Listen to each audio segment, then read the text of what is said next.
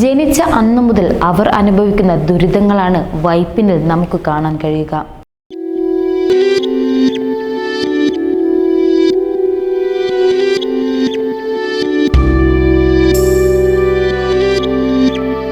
ഇന്നലെ ഒന്നും കയറിയില്ല. ഞാൻ 4 ദിവസം മാവായിട്ട് മണ്ടാവനം വെള്ളം കയറി ഇത്ര പൊക്കത്ത്.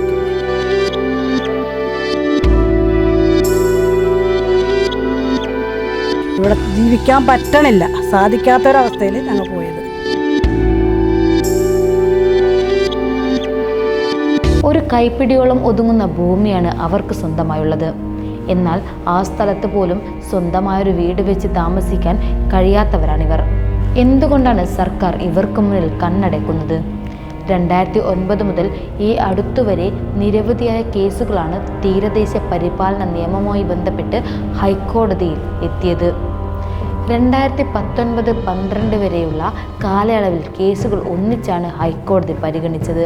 പഞ്ചായത്തുകളുടെ വിലക്ക് ലംഘിച്ച് പണിത നിർമ്മിതികൾ പൊളിക്കാൻ നൽകിയ notice 2024 March 4 justice Amit Rawal പുറപ്പെടുവിപ്പിച്ച ഉത്തരവിലൂടെ റദ്ദാക്കിയിരുന്നു. അതായത് 2 കാര്യങ്ങളാണ് പ്രധാനമായും കോടതി ചൂണ്ടിക്കാട്ടിയത്. 1991 നിയമത്തിൽ നടപ്പിലാക്കാൻ അനുശാസിക്കുന്ന കാര്യങ്ങൾ പലതും പൂർത്തിയായിരുന്നില്ല. അതിനാൽ തന്നെ ഇത് അസാധുവാണെന്ന് കണ്ടാണ് റദ്ദാക്കിയത്. അതിനു പുറമെ 2011-2019 വർഷങ്ങൾ പുറത്തിറക്കിയ വിജ്ഞാപനങ്ങളുടെ അടിസ്ഥാനത്തിൽ പുതിയ മാപ്പും സമഗ്ര ദ്വീപ് വികസന രേഖകളും അംഗീകരിച്ചു വരുമ്പോൾ സ്ഥിതി മാറും.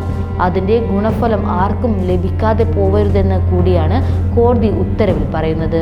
കേന്ദ്ര സർക്കാർ വിജ്ഞാപനത്തിലൂടെയും തിരുത്തലുകളുടെയും നൽകാൻ ഇളവുകൾ അസാധാരണക്കാർക്ക് ലഭിക്കാൻ നടപടികൾ ആവശ്യപ്പെട്ട് നൽകിയ ഹർജി കോടതിയുടെ പരിഗണനയിലാണ്.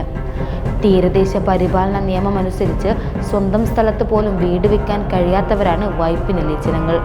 വികസനം എന്ന പേരിന് പോലും ഒരു ആനുകൂല്യങ്ങളും ലഭിക്കാത്ത ജീവനുകൾ ചിലരുണ്ട് വൈപ്പിനിൽ. റോഡ്, മറ്റു സൗകര്യങ്ങളോ ഒന്നുമില്ലാതെ ജീവിക്കുന്നവർ. ഒരസുഖം വന്നാൽ പോലും തൻ്റെ വീടുകളിൽ കിടന്ന് മരിക്കുക എന്നല്ലാതെ വേറൊരു നിവൃത്തിയും ഇവർക്കില്ല. സ്വന്തം പേരിലുള്ള 2 സെന്റ് സ്ഥലത്ത് പോലും ഒരു വീട് വെക്കാനോ താമസിക്കാനോ കഴിയാത്തവരാണിവർ. തീരദേശ പരിപാലന നിയമം എന്ന പേരിൽ മനുഷ്യരുടെ മാനുഷിക അവകാശങ്ങളാണ് ഇവിടെ നിഷേധിക്കപ്പെടുന്നത്.